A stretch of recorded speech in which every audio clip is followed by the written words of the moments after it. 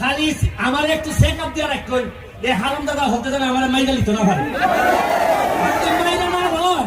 বেশি দিন লাগতো না আমার 2টা বছর সময় দেন দেখবেন না আমি সোনারঘাট মাধবপুরের ইতিহাস আমি কিভাবে বদলাই দিই দেখবেন না আপনারা পরের খেলা শুনইব আমরা আরো নতুন নতুন প্লেয়ার আইতেছে আপনারা মজা পাইবা মাঠ ছেড়ে দেন থ্যাংক ইউ